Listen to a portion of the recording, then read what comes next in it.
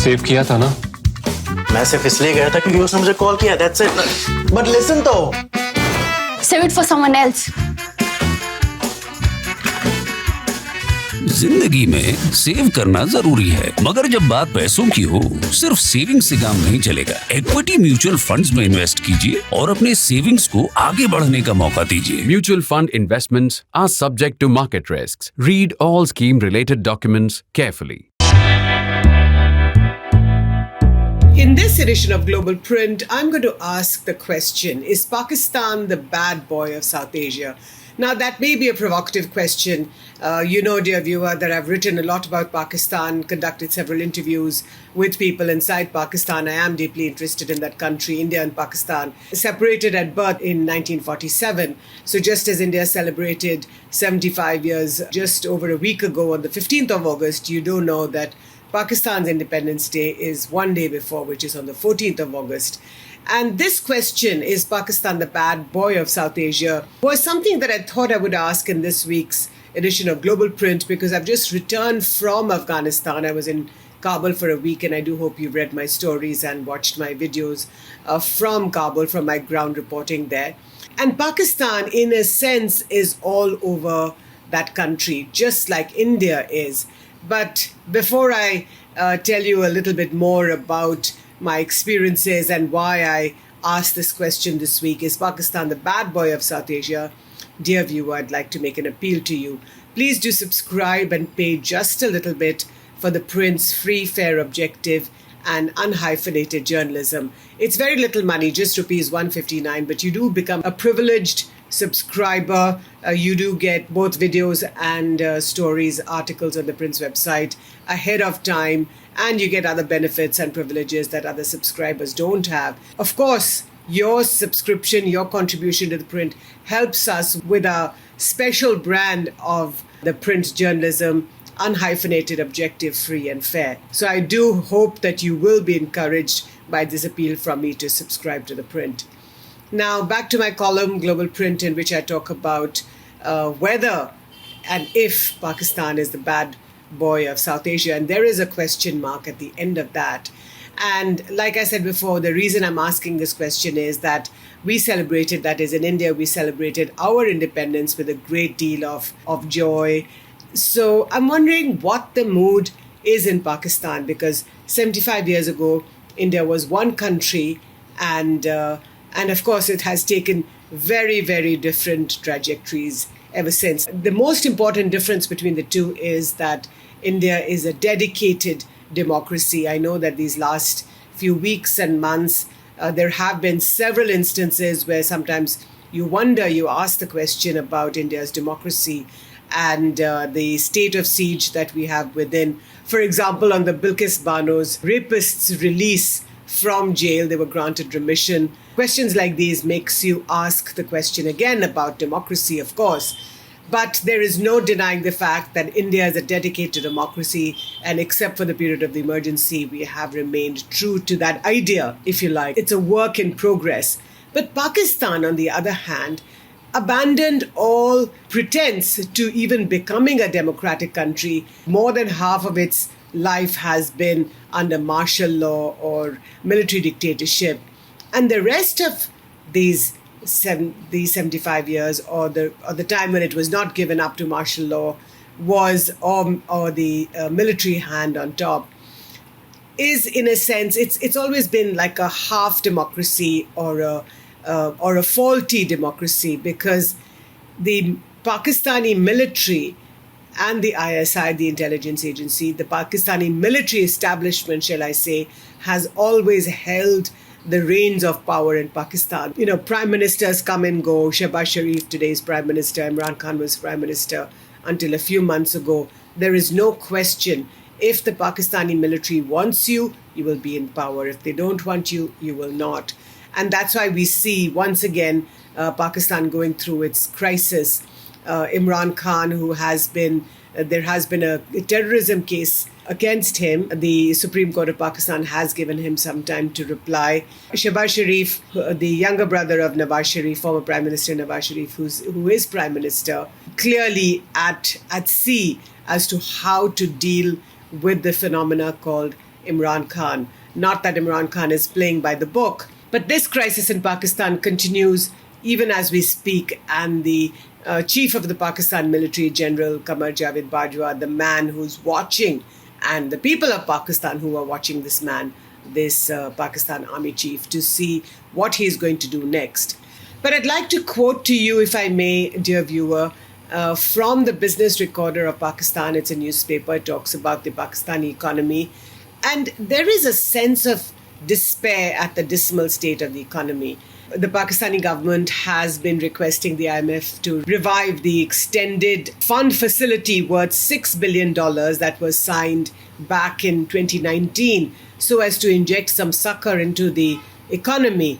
But there is a very strong sense that Pakistan's patrons in Beijing, in China, are not very happy that Pakistan is undertaking these talks with the IMF. And the reason they're not happy is, of course, because the IMF is run by the US, and China and the US these days have been daggers drawn with each other.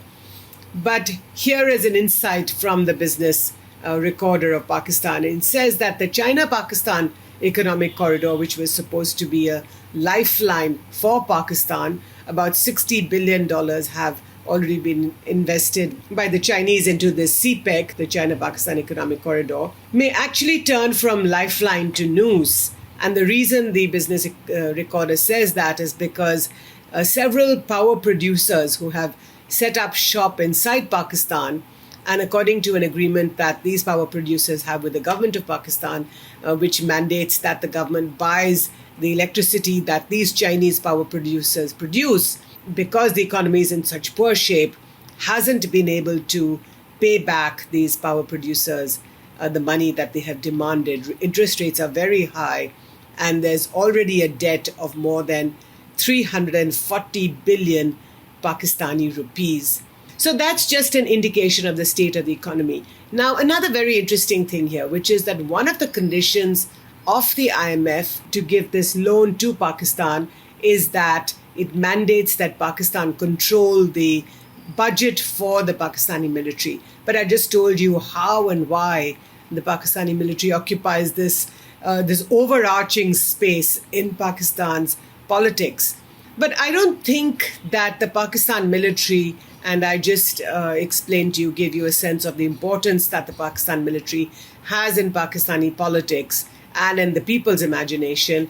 I'm not sure that the Pakistani military establishment would want to cut the ground from beneath its own feet just to sort of be able to see that the economy should be put back on its feet. Now, which is, of course, very ironical, because if the economy isn't fixed, then Pakistan goes through another spiral. But the question that I had asked at the beginning of this video, is Pakistan the bad boy of South Asia? And I'm linking this with this all-powerful Pakistani military establishment. Now, we've seen that the Pakistan military's proxy wars that they have conducted inside India, the last full-blown war was, of course, in 1971, when East Pakistan broke away and a new independent state called Bangladesh was created. The Pakistani military establishment since then has tried to destabilize India. We see that very clearly, have been seeing it for several years. So not just in Jammu and Kashmir, but in Mumbai, for example, the Mumbai attacks of 2008, there has been absolutely no progress on that. And nothing seems likely in the coming months. And if you remember, in 1999, you had the IC-814, that hijacking from Kathmandu to Kandahar. Clearly, the terrorists that hijacked that plane were the proteges of the military establishment in Pakistan. Because when that aircraft finally landed in Kandahar and the terrorists got down from the plane after negotiations with the Indian government were successful and the passengers were free to go, these terrorists then got into a jeep and drove off into the blue yonder and clearly in the direction of Pakistan. So we know what the Pakistani military establishment has done inside India. We also know, or at least we've read about, what the Pakistani military did to Bangladesh.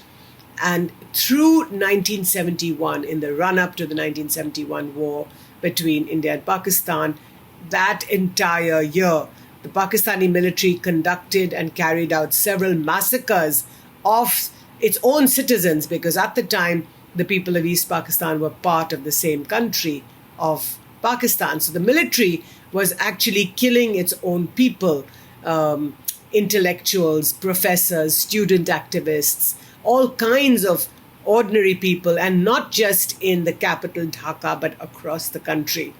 Thousands and thousands of people lost their lives. In fact, the Bangladeshi government says that as many as 3 million people lost their lives in that year, 1971. So I saw for myself what role the Pakistani military establishment, which includes the intelligence agency, the ISI, has played and continues to play inside Afghanistan, inside the Islamic Emirate, which has been in power now in Afghanistan for the last 1 year. So let me explain that a little bit. These last several decades, not just in this past 1 year or in the past 20 years when the US ran the liberal regimes of first Hamid Karzai and then Ashraf Ghani, but previous to that, in the first Taliban regime from 1996 to 2001, Pakistan has played a very important role with the Taliban. So it's basically been patient. So from 2001, the Taliban was thrown out by the Americans. But for the last 20 years, in a sense, Pakistan held its breath, gave shelter to the Taliban leadership in Quetta, Miramshura, Karachi, and several other places. It sheltered them, gave shelter to them and to their families. And not just to the Taliban, also to the Al-Qaeda. We saw that Osama bin Laden was found within a couple of hours or so from the capital, Islamabad. And just under a month ago, the next in succession from after Osama, Ayman al-Zawahiri was found in a house in Kabul. Now, that question has not been settled yet. But the question of Pakistan's military establishment continuing to play a very important role inside the Islamic Emirate is a no-brainer. So remember too that Islam plays a uniquely binding role between the Taliban and the Islamic Emirate and the Pakistanis.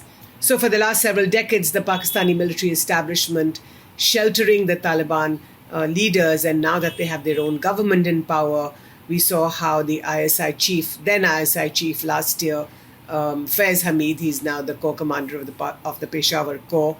Faiz Hamid was in Kabul just a few days after the Taliban came to power. No doubt he was settling his protégés in key, powerful, influential positions. But there is one other thing, and that's the fly in the ointment.